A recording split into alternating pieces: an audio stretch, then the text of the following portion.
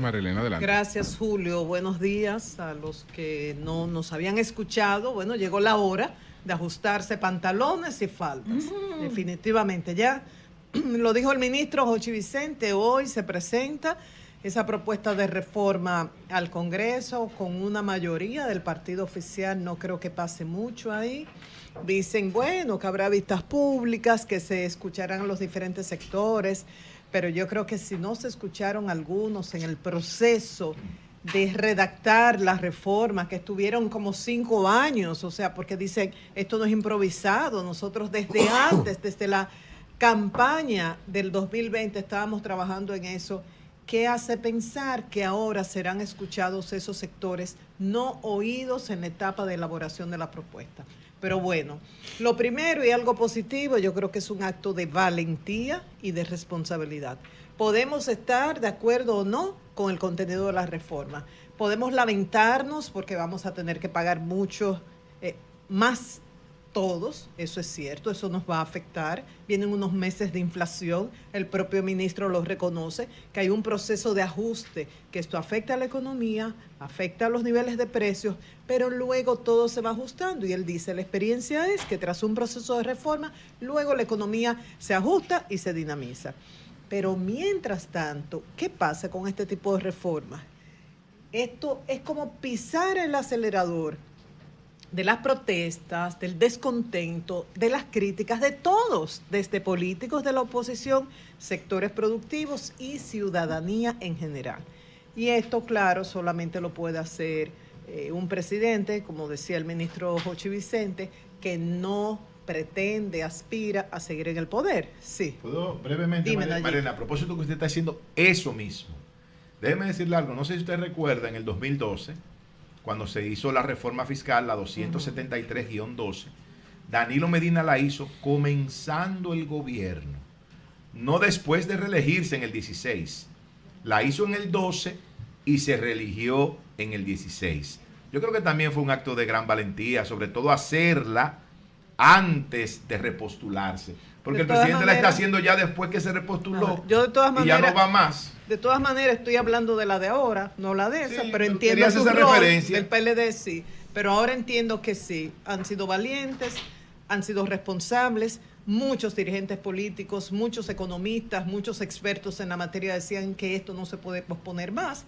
Está la preocupación por el elemento de la deuda. Dicen que ayer mismo se dijo el 22% del presupuesto de este año se va en pago de intereses de la deuda y esto no puede ser. Hay que hacer una serie de inversiones en servicios, en infraestructuras y para eso se necesita recaudar más. Eso lo positivo. Lo negativo, ¿qué destaco? Que no hayan escuchado a los diferentes sectores y es una pena. ¿Por qué? Porque cuando se consulta, se escucha, se oyen los planteamientos de ambas partes. Ahí está lo de la industria del cine. No necesariamente esos incentivos deben seguir, pero sí necesariamente hay que escucharlos a ellos.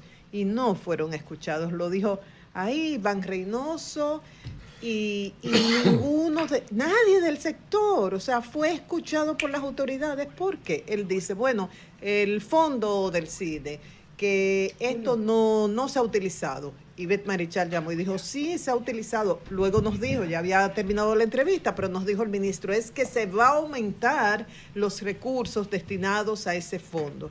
Entonces, ¿por qué no escucharlo?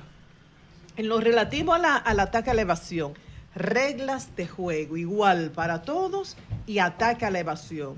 Yo creo que ahí estamos de acuerdo todos. Como explicó muy bien el ministro, que él tiene esa magia de poner de una manera sencilla estos temas que son muy complejos de la economía. Él decía, no es posible que dos empresas que tengan el mismo beneficio neto no paguen la misma cantidad de impuestos. Habló en cuanto a los incentivos, que, bueno, algunos serán eliminados, otros serán modificados, pero dice se van a respetar los incentivos de aquellas empresas acogidas a regímenes hasta el vencimiento de los mismos. Se van a respetar esos derechos adquiridos. Entonces, en cuanto a la evasión, hablaba del incumplimiento tributario del ITEVIS. Y ponía varios ejemplos, solamente voy a citar uno, pero por ejemplo acá ahora se va a llevar IVA, impuesto de valor agregado, que dice en nuestro país el incumplimiento del ITEVIS es de un 47%, que es demasiado, con una tasa actual que es del 18%. Y ponía el caso de Uruguay, que la tasa es más elevada, 22%, y el incumplimiento es solo de un 22%. Y esto explicando que no necesariamente con una tasa más baja el incumplimiento baja. Y con esto de la evasión decía muy claro que es un tema de control y de régimen de consecuencias. En cuanto a esto, yo creo que es muy irritante cuando hay empresas, hay personas físicas que cumplen al pie de la letra con todas las obligaciones tributarias, y tú te encuentras que hay muchísima gente evadiendo y como a la clara, porque uno dice si uno como simple ciudadano se da cuenta, ¿por qué las autoridades no? Entonces, él enunció una serie de medidas para perseguir los delitos tributarios que deben explicarse, porque se habla de percepción de rentas, agente de percepción. ¿Cómo va a funcionar esto? De un programa también de fiscalizaciones masivas y de auditorías de personas físicas que se van a realizar cruces entre los consumos con los niveles de ingresos. Algo tan sencillo como a través de las tarjetas de crédito se conocen los altos consumos de muchas personas físicas, sin embargo, estos no se corresponden con los ingresos que reportan a la DGI. Y se habla también de un censo de contribuyentes para la identificación de omisos. En pocas palabras, vamos a tener que pagar todos. En cuanto a los incentivos, él decía, y esto es bueno escucharlo, porque cada sector defiende sus incentivos, el turismo, la industria, el cine, zona franca, pero decía, ¿cuándo es útil los incentivos? Y presentaba 3 escenarios el ministro Jochi Vicente.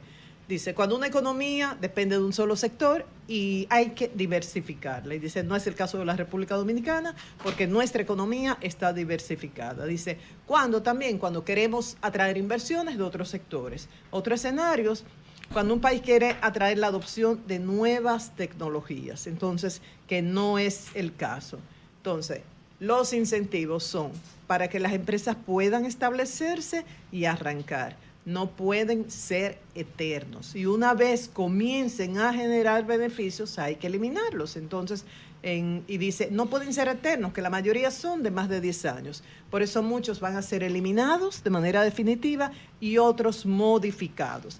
Y recordaba el ministro Jochi Vicente, y esto es importante porque yo creo que las voces que más se escuchan son las de los sectores que están en contra de que se eliminen esos incentivos. Y él recordaba, por ejemplo, la ley de los incentivos para el turismo desde el 2001, la ley del cine del 2010, ley de desarrollo fronterizo 2001, ley de competitividad e innovación industrial del 2007, la de cadena textil del 2007. Y dice, es difícil justificar la permanencia de una ley para un determinado sector por plazos mayores a 10 o 15 años.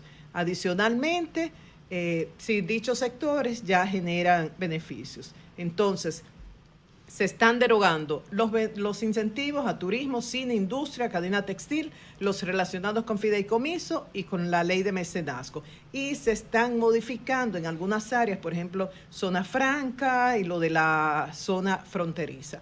Muy importante lo de compensar los sectores más vulnerables, desde aumento de salario, mínimo en el sector privado no sectorizado, en el sector público también, aumento en los programas, por ejemplo, Aliméntate, entre otros. Positivo, la eliminación de los anticipos para pequeños. Y en cuanto a las personas físicas, sí, bueno, a prepararnos todos tendrán que pagar. Hay mucha gente que logra evadir esto, todos van a tener que pagar.